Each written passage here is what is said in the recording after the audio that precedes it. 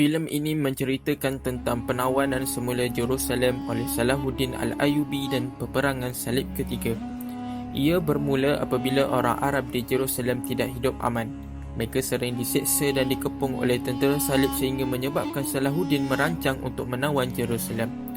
Pengetahuan ini telah sampai kepada putera Renaud lalu berbincang dengan Raja Gai iaitu pemerintah Jerusalem untuk menyerang jemaah haji walaupun ketika itu mendapat tentangan dari Raja Gai disebabkan perjanjian jaminan jemaah haji. Akhirnya mereka telah memungkiri janji dengan menyerang dan membunuh rombongan jemaah haji yang ketika itu berada di Hijaz. Hal ini telah mencetuskan kemarahan Salahuddin lalu mempersiapkan tenteranya ke Hittin untuk membalas dendam terhadap tentera Salib yang dipimpin oleh putera Renaud dan Raja Gai. Peperangan Hittin berlaku berdekatan dengan Tasik Tiberias dengan kekuatan tentera orang Islam ketika itu sebanyak 40,000 orang, manakala tentera orang Salib seramai 120,000 orang. Salahuddin mengatur strategi dengan melakukan serangan hendak terhadap tangki air simpanan tentera Salib di samping menyalakan kayu api sepanjang jalan untuk mengecilkan laluan pihak musuh.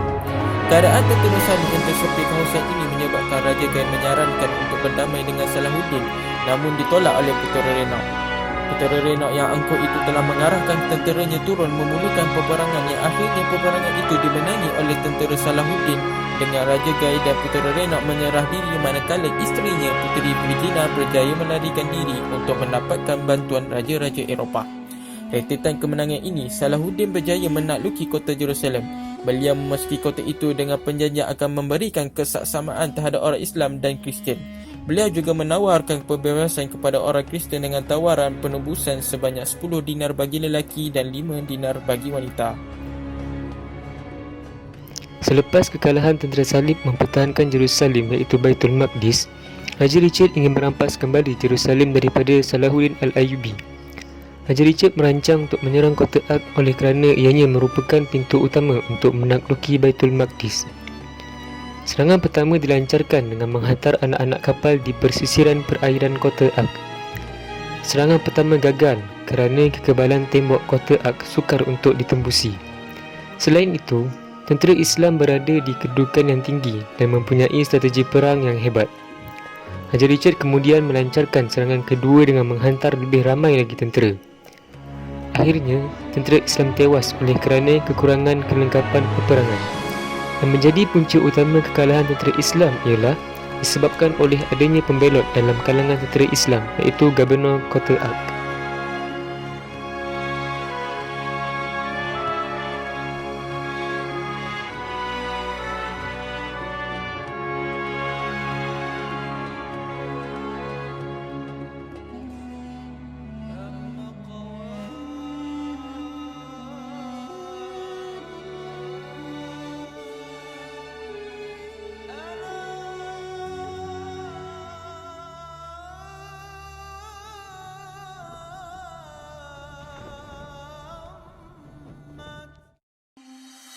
Selepas kejayaan menawan kota Ak dan menewaskan tentera Islam, Raja Richard ingin meneruskan keinginan beliau iaitu menawan semula Jerusalem.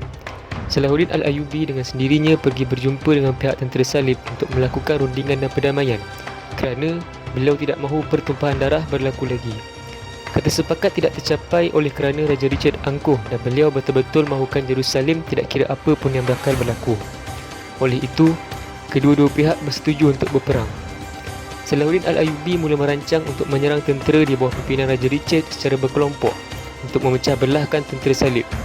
Raja Richard tahu akan taktik yang akan digunakan oleh tentera Islam. Oleh itu, beliau sudah berpesan pada tenteranya untuk bersatu tidak kira apa yang berlaku. Di dalam filem ini, tentera Islam menggunakan tembok yang tinggi untuk memperlahankan dan melemahkan serangan tentera Salib. Nasib tidak menyebelahi tentera Islam kerana tentera Salib mempunyai sejumlah menara gergasi yang tidak dapat dihancurkan oleh tentera Islam dan angkatan tentera yang ramai.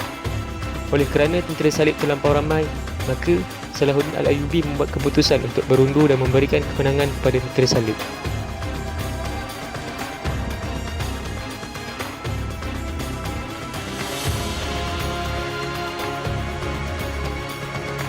Raja Richard tidak mahu berhenti rentetan dari dua kejayaan beliau mengalahkan tentera Islam. Perkara ini menaikkan lagi semangat beliau untuk menawan Baitul Maqdis. Salahuddin Al-Ayyubi tahu bahawa Raja Richard akan kehadapan untuk menawan kota Baitul Maqdis. Oleh itu, Salahuddin Al-Ayyubi telah memperkukuhkan pertahanan di kota Baitul Maqdis. Disebabkan itu, rancangan dan usaha Raja Richard tidak membuahkan hasil untuk menawan kota Baitul Maqdis. Setelah menerima berbagai utusan dari Salahuddin Al-Ayyubi, akhirnya Raja Richard mengakui bahawa kota Baitul Maqdis tidak dapat ditawan. Hampir 3 tahun masing-masing cuba membuktikan kekuasaan dan kehebatan mereka, maka masing-masing bersetuju untuk melakukan perjanjian damai. Pada 2 September 1192 Masihi ataupun 588 Hijrah, termeterailah perjanjian di antara pihak Islam dan Salib yang dikenali sebagai Perjanjian Damai Ramallah. Antara isi perjanjian damai tersebut ialah orang Kristian boleh memasuki dan menziarahi Jerusalem, dan sebagai balasannya, wilayah-wilayah di bawah kekuasaan dinasti Ayyubiyah tidak akan diserang. Salahuddin Al-Ayyubi diwakili oleh 2 orang puteranya iaitu Al-Afdal dan juga Al-Zahir, selain dari saudara kandungnya sendiri iaitu Adil. Sebaliknya, Raja Richard pula diwakili oleh Henry the Champagne, Balian II of Ibelin, Humphrey of IV of Thorun.